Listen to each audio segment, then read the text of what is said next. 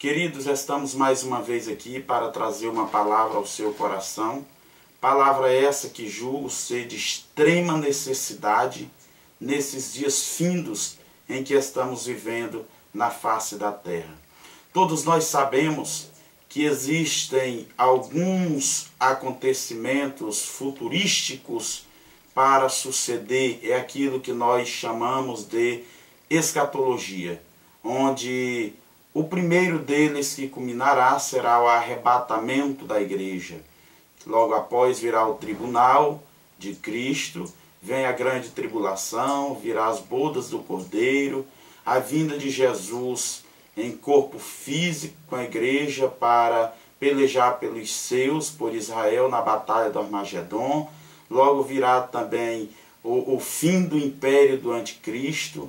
Aí vem o julgamento das nações lá no Vale da Decisão, que culminará sucessivamente com o milênio. Logo após o diabo estará preso, é lógico. Logo após será solto por um curto espaço de tempo para seduzir as nações. E culminará com seu julgamento eterno ao inferno. Aí virá o juízo final, o novo céu e a nova terra. Mas eu quero me ater nesta oportunidade ao arrebatamento. Porque muitos julgam que irá demorar algum tempo ainda, por causa de uma exegese errada, feita de um versículo da Bíblia Sagrada. E eu quero ler com você nessa oportunidade, no Evangelho segundo escreveu Mateus, no capítulo 24, no versículo de número 14, quando a Bíblia Sagrada nos diz assim: E este Evangelho do Reino será pregado em todo o mundo, em testemunha a todas as gentes, e então virá o fim. Antes de explicar este versículo, eu quero lembrar o que Jesus falou antes dele. Porque um texto sem contexto acaba virando pretexto. E para nós analisarmos esse texto, que ora acabamos de ler, precisamos analisar o seu contexto. Os discípulos indagavam para o Senhor quando se daria essas coisas, quando que aconteceria o arrebatamento. E Cristo deu alguns sinais, falando que muitos enganadores viriam dizendo ser ele, ser o Cristo.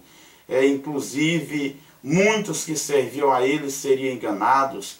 Falou de guerras que instaurariam no mundo. Nós sabemos, a história nos mostra, de pelo menos 2 grandes guerras mundiais, onde no ano passado completou 100 anos da primeira, 1914, não é?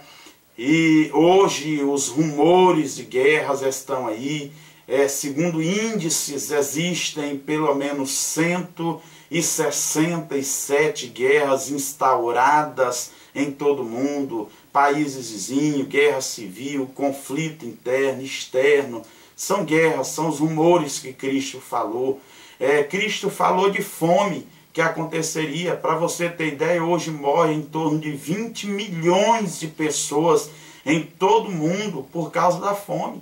E não está tão distante de nós outros, pois no nosso Brasil são 10 milhões de famintos espalhados em nossas terras. No Nordeste está a grande maioria desse povo que está padecendo de fome. Mas a Bíblia também fala das epidemias. Hoje nós vemos aí a AIDS, o câncer, nós vemos aí a dengue, vemos aí o H1N1, vemos aí o ebola. Quando o homem descobre a cura para alguma coisa, já instaura outras epidemias, pandemias que têm assolado a humanidade. A Bíblia fala de terremoto. Até no Brasil quero trazer isso para vocês. No nosso Brasil, os cientistas falavam há algum tempo que era impossível acontecer terremoto no Brasil, porque não tinha como haver choque das placas tectônicas. Mas no Brasil, em Minas Gerais, aqui em nossa cidade, Tucuruí, já aconteceu tremor de terra. Isso é evidência da volta de Cristo. Aí eu quero me lembrar que agora, dia 2 do mês de março desse ano de 2015, em que nós estamos, na China, aconteceu um grande temor, onde foi medido 5,5 graus na escala Richter.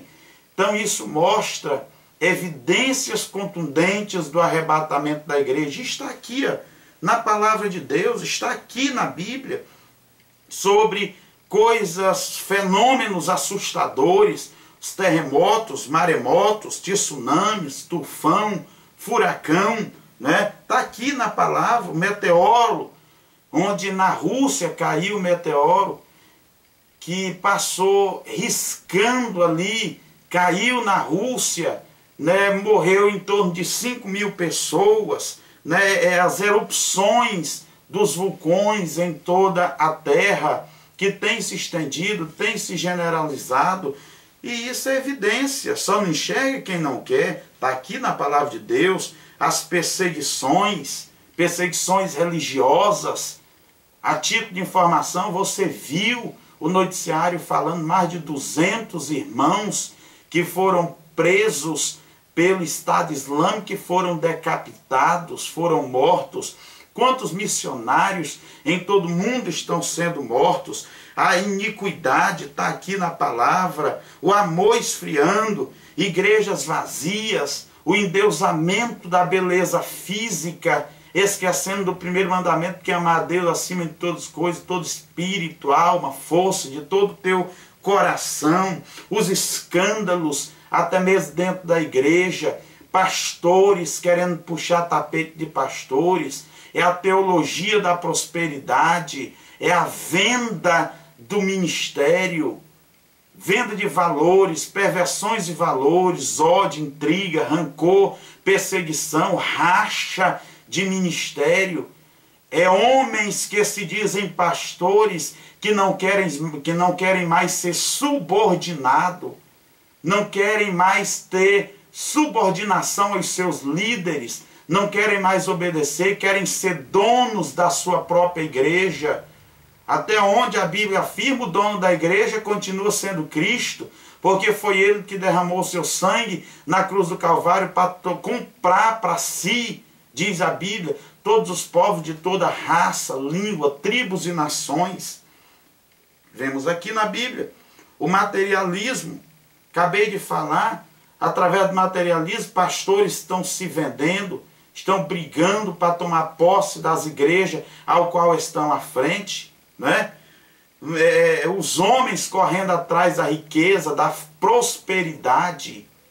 Os homens já não têm tempo mais para Deus, para adorar a Deus, para buscar a Deus, para louvar a Deus, para fazer uma campanha, para fazer o culto doméstico. Os homens estão desesperados atrás de patrimônio e mais patrimônio que venha saciar o seu ego, que nunca será preenchido, pois quanto mais tem, mais eles querem. A Bíblia fala da indiferença, sendo que essa indiferença pode ser indiferença religiosa. Está aqui falando aqui de violência, desejos carnais desenfreados. Hoje o ser humano já não tem mais vergonha na cara. A promiscuidade está generalizada, a libertinagem, os movimentos que se dizem pacíficos e que estão lutando contra a moral, contra a decência. Há poucos dias atrás, vi uma reportagem onde em uma parada gay estava um cidadão vestido de Cristo, carregando a cruz, nu propriamente dito. Isso é falta de decência, é perversão de tudo aquilo que é sacro, é promiscuidade. E quero te lembrar que Deus trará a juízo todas estas coisas. Mesmo com a multiplicação da ciência, o homem não consegue entender quem somos, de onde viemos, para onde vamos. São as 3 grandes perguntas da humanidade. Eles não sabem, mas nós servimos a Cristo, obedecemos a palavra, examinamos as Escrituras, nós sabemos quem somos. Imagem e semelhança de Deus, de onde viemos do céu, para onde vamos, a bendita esperança está viva no nosso coração de morarmos no céu. A apostasia está aqui, os escárnios, a figueira, posso lembrar a parábola da figueira, representada por Israel, onde todos nós sabemos que é a única nação que começou e nunca teve fim. Muitas nações, impérios se levantaram, chegaram à sua derrocada, e Israel está aí firme e forte. Nações tentaram abater, nações tentaram destruir, países tentaram assolar, mas a figueira ressurgiu, e aí está, em 14 de maio de 1948, a ONU reconheceu Israel como nação soberana. Muitos países de lá para cá vêm tentando destruir, perseguições mais perseguições, bombardeio, míssil, mas não consegue destruir porque Israel é a menina dos olhos de Deus. Mas voltando para o nosso assunto, onde falei que muitos têm feito uma falsa exegese, é apenas mostrando que Cristo está às portas. E muitas pessoas dizem, não, Cristo vai demorar, porque o Evangelho ainda não foi pregado a todas as pessoas. Se você ver, ler, examinar esse texto, você se conscientizará que esse evento não é para agora. Nós estamos esperando o arrebatamento, e a Bíblia diz, este Evangelho do Reino, o Evangelho do Reino será pregado no milênio, para aqueles que ainda estiverem na terra. A Bíblia diz que o Evangelho do Reino será pregado a todo mundo no milênio. A igreja já foi arrebatada, a igreja já estará com Cristo há pelo menos 1007 anos, de acordo com o calendário bíblico. A Bíblia diz que então, depois de ser pregado a toda gente, então virá o fim. Não é o arrebatamento, é o fim. O fim de quê? De todas as coisas. Porque no final disso, acontecerá apenas a derrocada do diabo, condenação dele, o juízo final e o estabelecimento do novo céu e da nova terra definitivamente. O que está faltando então para Cristo voltar? Nada. Tudo já se cumpriu. Este versículo, que erradamente alguns interpretam, vai acontecer só no milênio. E o arrebatamento é bem antes do milênio. Portanto, quer um conselho? Prepara a tua vida. Remova a cinza do teu altar. Coloque lenha. Deixa o fogo queimar. Não deixa o fogo apagar. O fogo do Espírito na tua vida. O desejo de buscar mais, de consagrar mais, de orar mais. Cristo está voltando. Não existe nada mais que nos segure nessa terra. Daqui a pouco, cumprir-se-á a profecia que o apóstolo Paulo falou. O mesmo Senhor descerá do céu com alarido, voz de arcanjo e trombeta de Deus. Os que morreram em Cristo ressuscitarão primeiro. Depois nós que estivermos vivos seremos arrebatados e encontraremos com o Senhor nos ares. Glória a Deus, porque estamos aqui como peregrino, mas a nossa cidade não é aqui. De acordo com Filipenses 3:20, é no céu, de onde virá o nosso Senhor e Salvador Jesus Cristo. E Ele está voltando para arrebatar a sua igreja.